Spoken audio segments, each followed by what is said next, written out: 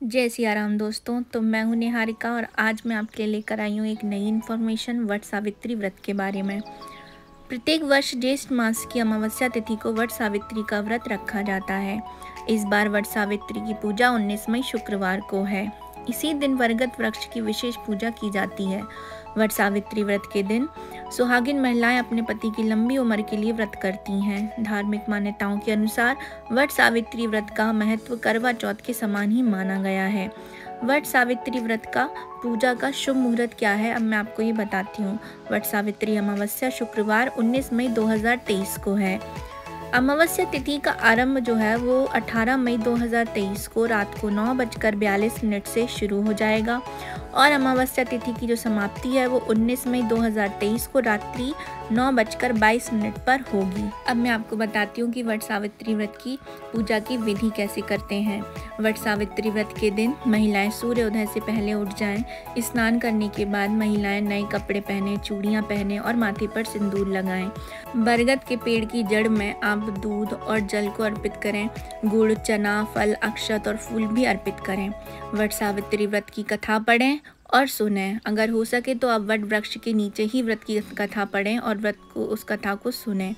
महिलाएं वट वृक्ष के चारों ओर पीले या लाल रंग का धागा बांधकर वट के पेड़ की 3 या 7 परिक्रमा जरूर करें और परिक्रमा करते समय सौभाग्य और पति के लंबी आयु की कामना जरूर करें। वट सावित्री व्रत के दिन महिलाएं घर में बड़ों और विवाहित महिलाओं से आशीर्वाद लें। वट सावित्री व्रत प्रदान करना भी बहुत फलदायी होता है।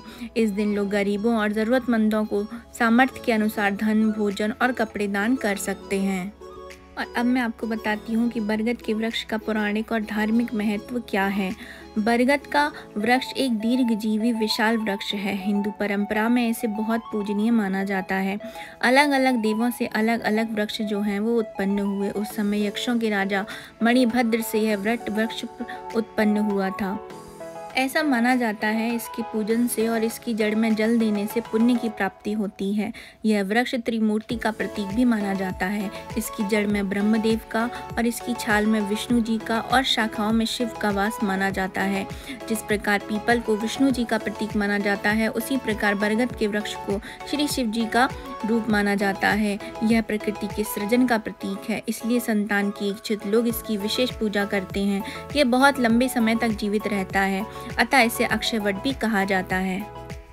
बरगद के वृक्ष का वैज्ञानिक महत्व क्या है। इसकी छाया सीधे मन पर असर डालती है और मन को शांत बनाए रखती है। अकाल में भी यह वृक्ष हरा भरा रहता है, अतः इस समय पशुओं को इसके पत्ते और लोगों को इसके फल पर निर्वाह करना सरल होता है। इसकी डालियों और पत्तों से दूध निकलता है, जिसका तांत्रिक प्रयोग भी किया जाता है और इसकी छाल और पत्तों से औषधियाँ भी बनाई जाती हैं। अब मैं आपको बताती हूँ बरगद के पेड़ की पूजा करने से क्या क्या लाभ प्राप्त होता है। शास्त्रों में कहा गया है कि इस दिन अमावस्या तिथि के दिन वट वृक्ष की पूजा से सौभाग्य एवं स्थायी धन और सुख शांति की प्राप्ति होती है। सावित्री और सत्यवान की कथा से वट वृक्ष का महत्व लोगों को ज्ञात हुआ, क्योंकि इसी वृक्ष ने सत्यवान को अपनी शाखाओं और शिराओं में से घेरकर जंगली पशुओं से उनकी रक्षा की थी। इसी दिन से ज्येष्ठ कृष्ण अमावस्या के दिन वट वृक्ष की पूजा का नियम शुरू हुआ। शास्त्रों में वट वृक्ष को पीपल के समान ही महत्व दिया गया है। पुराणों में यह स्पष्ट लिखा है कि वट वृक्ष की जड़ों में ब्रह्मा जी, तने में विष्णु जी और डालियों में पत्तों में श्री शिव जी का वास होता है। इसके नीचे बैठकर पूजन, व्रत कथा करने और कहने और सुनने से मनोकामनाओं की पूर्ति होती है। प्रलय काल में भगवान श्री कृष्ण ने वट वृक्ष के पत्तों पर ही मार्कंडेय ऋषि को दर्शन दिए थे। अब मैं आपको बताती हूँ कि जिन लोगों को संतान प्राप्ति में बाधा उत्पन्न हो रही है तो उनको वट वृक्ष की पूजा किस तरह से करना चाहिए। हर सोमवार को बरगद की जड़ में जल डालें। इसके बाद उसके नीचे बैठकर ओम नमः शिवाय का कम से कम 11 माला जाप करें।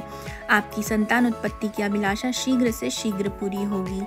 अगर आपको मेरी ये इन्फॉर्मेशन पसंद आई है तो प्लीज़ मेरे चैनल को लाइक कीजिए, सब्सक्राइब कीजिए, ज़्यादा से ज़्यादा शेयर कीजिए। तो अभी के लिए मैं आपसे लेती हूँ विदा। मिलेंगे नेक्स्ट इन्फॉर्मेशन के साथ।